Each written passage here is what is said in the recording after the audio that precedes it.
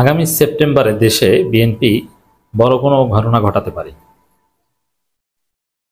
কারণ দেশ যদি স্বাভাবিকভাবে চলে, সুস্থভাবে চলে, সুন্দরভাবে চলে, তাহলে জনগণ বিএনপিকে ভোট দিবে না, বিএনপির প্রতি কোনো আকর্ষণ থাকবে না। কারণ বিএনপি হচ্ছে পুরনো জরাজীর্ণ এক্সপায়ার্ড মাল।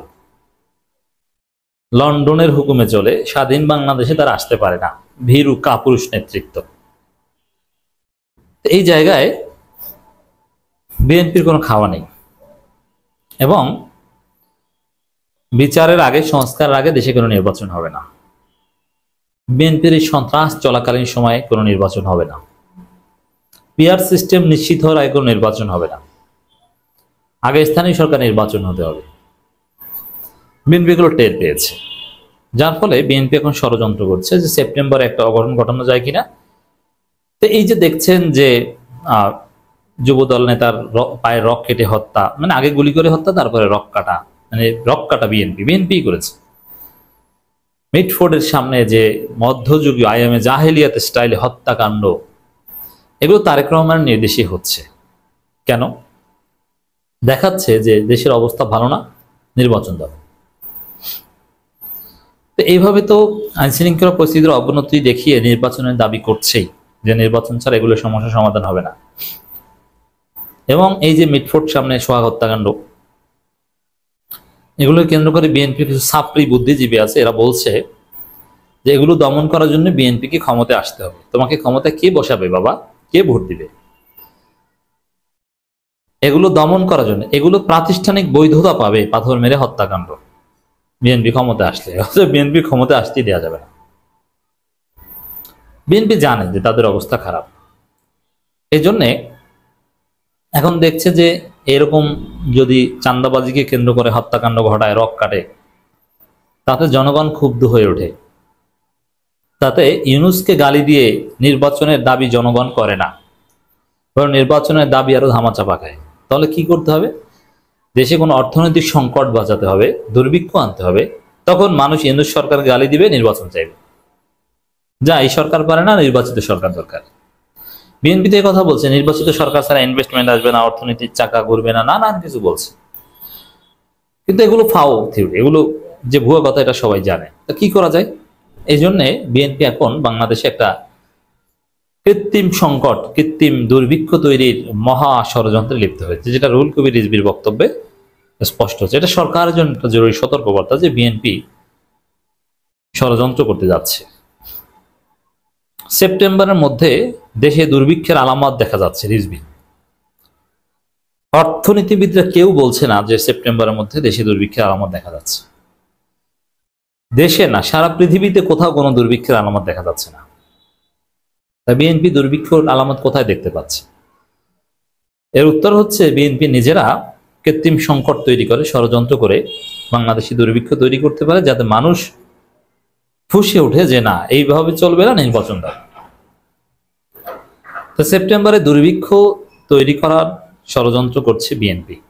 সরকারকে সতর্ক থাকতে হবে। বিএনপি পন্থী ব্যবসায়ী, বিএনপি পন্থী প্রশাসক, আমলা, এদের উপর নজরদারি রাখতে হবে। এরা কোনো আকাম যেন করতে না পারে, নজরদারি রাখলে পারবে না।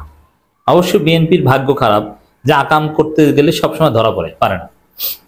আওয়ামী লীগ আকাম করতে পারে, কিন্তু বিএনপির বিষয়টা হচ্ছে এরকম, এক জায়গায় আকাম করতে যায়, যখন প্যান্ট খুলে, লুঙ্গি খুলে সেট করে, তখনই ধরাটা করে।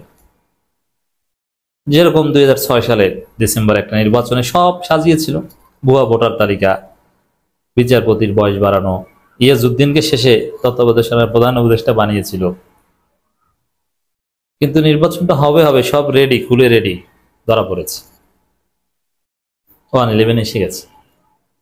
তো বিএনপি আকাম করে কখনো তাদের সেই ফাইনাল এক্সাইটমেন্টে যেতে পারে না, হাইটে যেতে পারে না, ক্লাইম্যাক্সে যেতে পারে না। কিন্তু আওয়ামী লীগ ক্লাইম্যাক্সে যেতে পারে, ফল খায়, হয়তো বা 15 বছর পর ধরা খায়।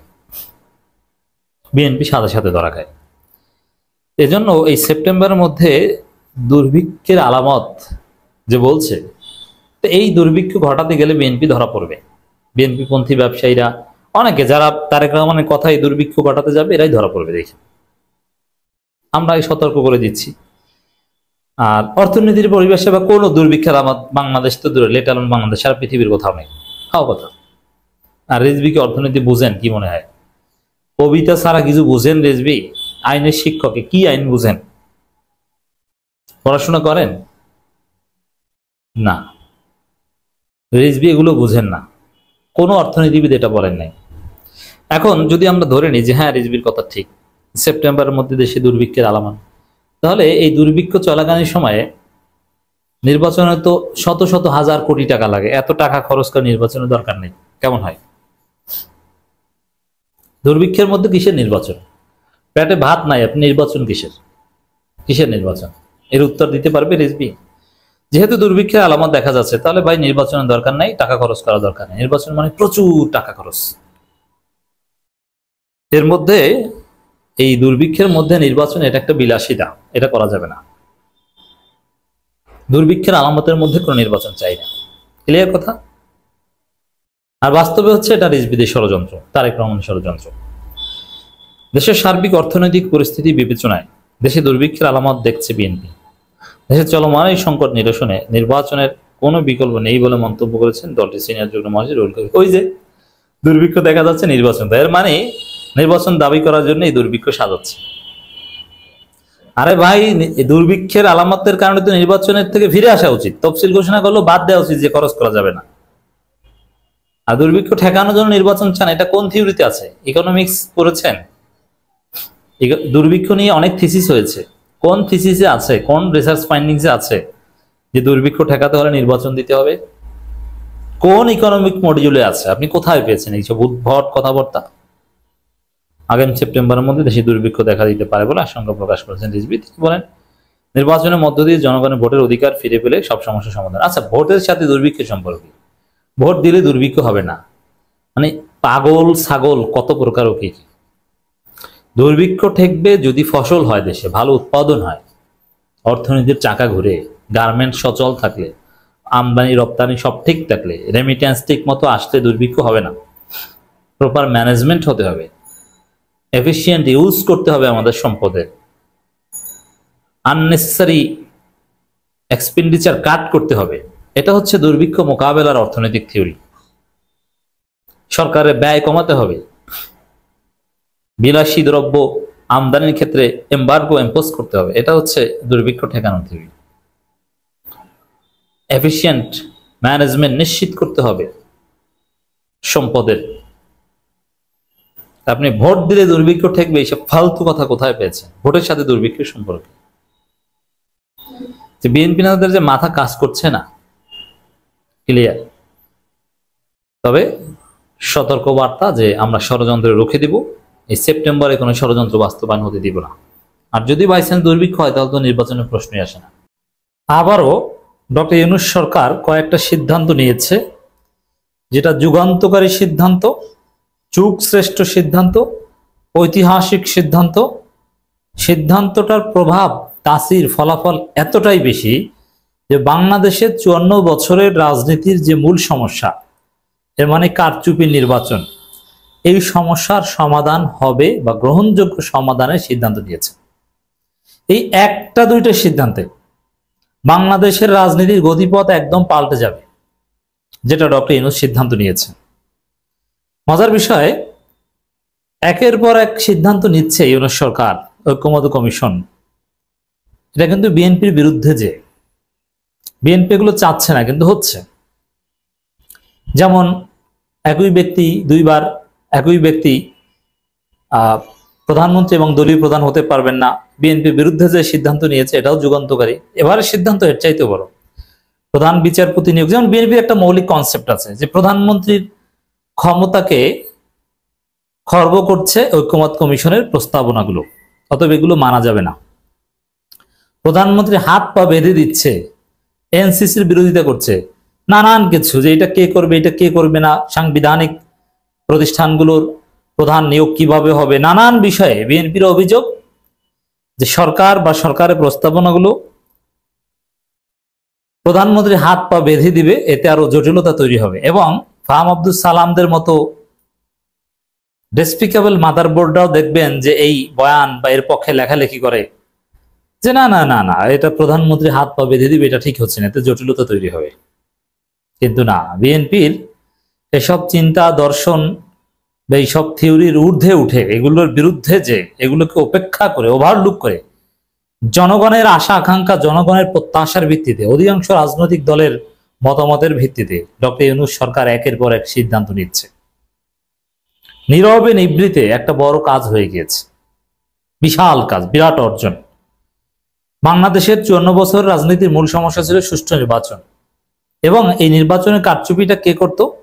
সাধারণত ক্ষমতাসীন দল করত। যারা ক্ষমতায় আসতো তারাই নির্বাচনে কারচুপি করত। জিয়াউর রহমান ক্ষমতা এসে নির্বাচনে কারচুপি করেছেন, এরশাদ ক্ষমতা এসে নির্বাচনে কারচুপি করেছেন। বাংলাদেশের সর্বপ্রথম শেখ মুজিব দায়িত্ব নিয়েই নির্বাচনে কারচুপি করেছেন। 73-এ সেই জঘন্য নির্বাচনের কথা আপনারা জানেন। এক পর্যায়ে তো শেখ মুজিব নির্বাচনে বাদ দিয়ে দিল। শেখ মুজিবুর রহমান, জিয়াউর রহমান, এরশাদ সবাই ভোট চোর। 91 সালে বিএনপি ক্ষমতা এসে মাগুরার উপনির্বাচনে সেই কলঙ্কজনক অধ্যায় ঘটিয়ে দিল। পুরোপুরি বিএনপি ভোট চোর। আর বিএনপি 2001 থেকে 2006 ভোট চুরি সব বন্দোবস্ত করেছিল আবার ক্ষমতায় আসতে। জামাতও তার সহযোগী ছিল। ভুয়া ভোটার তালিকা প্রণয়ন, বিচারপতিদের বয়স বাড়ানো, তত্ত্বাবধায়ক সরকার বিকৃত করা, কত কিছু করেছে। আওয়ামী লীগের কথা তো জানেনই। এর মানে যারাই ক্ষমতায় আসে তারাই ভোট চুরি করতে চায়। এবং ভোট চুরি, মেকানিজম, কারচুপি এগুলো কিভাবে করে? নির্বাচন কমিশনে নিজেদের লোক বসিয়ে তাদের মাধ্যমে করায়।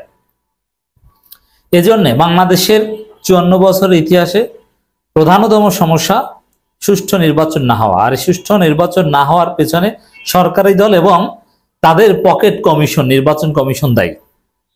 এটা হচ্ছে মূল জায়গা। তো এই জায়গাটার একটা সমাধান চমৎকার ভাবে হয়েছে বলে আমরা মনে করি। যদিও বিএনপি এইসব ফিলোসফিতে বিশ্বাস করে না। কিভাবে? আমি আসছি সেদিকে। আমি যে কথাটা বলি বারবার, বিএনপি ভুয়া, বিএনপি ধৈর্যা, বিএনপির ভবিষ্যৎ নেই, বিএনপি থাকবে না, বিএনপির কোনো কথা বাংলাদেশে বাস্তবায়ন হবে না।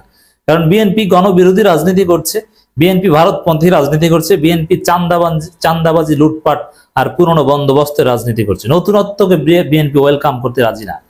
পরিবারতন্ত্রের দল বিএনপি, 10% খাম্বার দল বিএনপি।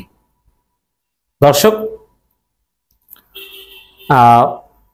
সিদ্ধান্তটা আগেই হয়েছে 23 জুলাই, কিন্তু এটা নিয়ে তেমন আলোচনা হয়নি। কিন্তু এটা অনেক বড় কিছু, অথচ এটা নিয়ে টক শো, ফিচার লেখা, কলাম লেখা অনেক কিছু হতে পারতো, কিন্তু এটা নিয়ে তেমন আলাপ আলোচনা হয়নি। জাতীয় ঐকমত্য কমিশনের সভায় সকল রাজনৈতিক দল, বিএনপি, জামাত, এনসিপি সকলে, যদিও এর মূল ফিলোসফিতে বিএনপি বিরুদ্ধে, আমি আসছি সেদিকে। আগামীতে প্রধান নির্বাচন কমিশনার সহ সকল নির্বাচন কমিশনার সরকারি ও বিরোধী দলের ঐক্যমতের ভিত্তিতে নিয়োগ দেওয়ার ব্যাপারে একমত হয়েছে। সংবিধান সংশোধনের মাধ্যমে এই নতুন পদ্ধতি কার্যকর করা হবে, যাতে ভবিষ্যতে কোনো সরকার ইচ্ছা মতো পরিবর্তন করতে না পারে। তো দর্শক, এখন এতেই সব সমস্যার সমাধান। কিভাবে? নির্বাচন কমিশন হাসিনা, বিএনপি প্রত্যেকের মনের মতো নিয়োগ করত। কে এম হাসানকে সিসি নিয়োগ করতে কত ঝামেলা, কি করেছিল মনে আছে আপনাদের? এরকম বাটপারি বিএনপিও করেছে, আওয়ামী লীগ করেছে, সেম বাটপারি। জাস্ট বিএনপি ধরা পড়েছে, আওয়ামী লীগ ধরা পড়েছে দেরিতে। বিএনপি শুরুতেই মারা খেয়েছে, আওয়ামী লীগ মারা খেয়েছে দেরিতে। কিন্তু দুই দলে কিন্তু সেম বাটপার, কোনো পার্থক্য করতে পারবেন না আপনি। এখন হাসিনা বা বিএনপি কি করতো? ওই যে প্রধানমন্ত্রী ইচ্ছে মতো সিস্টেমে বয়স বাড়ি হোক, যেভাবে হোক, একটা সিস্টেমে একজনকে বানিয়ে দিত প্রধান নির্বাচন কমিশনার বা অন্যান্য কমিশনার। আবার হাসিনা এসে একটা আইন করলো। ওই হাসিনা আগে ভাগে ডামি পার্টি কিংবা কিংস পার্টি রেডি করে রেখেছে, সেই তরিকত ফেডারেশন, অমুক তমুক, বালসাল, হাবিজাবি, এরা যাদের নাম দেয় এরাই হয়ে যায়। আসলে ওটা সব হাসিনার মেকানিজম, হাসিনার ডিজিএফআই এর মাধ্যমে এগুলো করাতো। বিরোধী দলের কোনো ভূমিকা ছিল না। কিন্তু না, এখন যেটা হয়েছে, সরকারি দল, বিরোধী দল সবাইকে একমত হতে হবে, নইলে সে নির্বাচন কমিশন হতে পারবে না, আর কমিশনার হতে পারবে না, সিসি হতে পারবে না। এর মানে এই দুই দল মিলে করবে। আর দুই দল মিলে করতে উভয়ের কাছে আস্থাযোগ্য, অথবা এই যে দুই দল মিলে পুরো নির্বাচন কমিশন গঠন করতে হবে, প্রধান সরকারি দল এবং বিরোধী দল। এতে যেটা হবে, রাষ্ট্রীয় কিছু লোক তৈরি হবে যারা কোনো দলের দালালি করবে না। যেমন কোনো সচিব, সেনাবাহিনীর অফিসার বা বিশ্ববিদ্যালয়ের ভিসি, যারা দালালি মুক্ত ভাবে তারা রিটায়ার্ডে যাওয়ার চেষ্টা করবে, যাদের একটা উদ্দেশ্য থাকবে যে আমরা নিরপেক্ষভাবে আছি এটা মানুষ জানুক, এবং পরবর্তীতে আমাদের নিরপেক্ষতা দেখে দুই দলই যেন আমাদেরকে চুজ করে, এই ধরনের লোকও তৈরি হবে, এবং এই সরকারি দল বিরোধী দল বাধ্য হয়ে এই ধরনের নিরপেক্ষ লোকই খুঁজে বের করতে বাধ্য হবে, কিছু করার নেই। তো এটা হচ্ছে যুগান্তকারী, যুগ শ্রেষ্ঠ সিদ্ধান্ত, এবং এর মাধ্যমে ওই নির্বাচনী কারচুপি সমস্যার সমাধান হবে। ধীরে ধীরে সরকার চমৎকার চমৎকার সিদ্ধান্ত নিচ্ছে। তো এটা একটা বিষয় দর্শক। আরেকটা হচ্ছে, আরো অনেক ডাইমেনশন আছে এই সিদ্ধান্তের মধ্যে, কিন্তু মৌলিক বিষয়টা আশা করি বোঝাতে পেরেছি। স্থানীয় সরকার নির্বাচনে দলীয় প্রতীক থাকছে না। হাসিনার যত জঘন্য কাজ তার মধ্যে একটা ছিল স্থানীয় সরকার ব্যবস্থা ভেঙে ফেলা। ওটা আওয়ামী লীগ পুনর্বাসন, বঞ্চিত আওয়ামী লীগকে সুযোগ সুবিধা দেওয়ার একটা বিভাগে পরিণত করেছিল। কিন্তু না, এই সরকার এসে সে আগের জায়গায় ফিরিয়ে নিয়েছে। এখন এই যে একদম রুট লেভেল পর্যন্ত মাস্তানি চলে যাওয়া, দলীয়করণ সবকিছু না, এটা থাকবে না।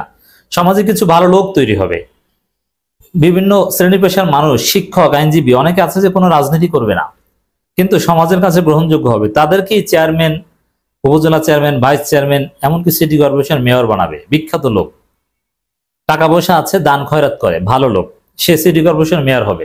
এই জন্য কোনো দলের পা চাটতে হবে না তার। সেই যুগে আবার বাংলাদেশ ফিরে গেছে। অসাধারণ সিদ্ধান্ত সত্যি দর্শক। এর মধ্যে দিয়ে বাংলাদেশ 54 বছরের সমস্যার গ্রহণযোগ্য সমাধান হবে বলে আমরা আশা করি।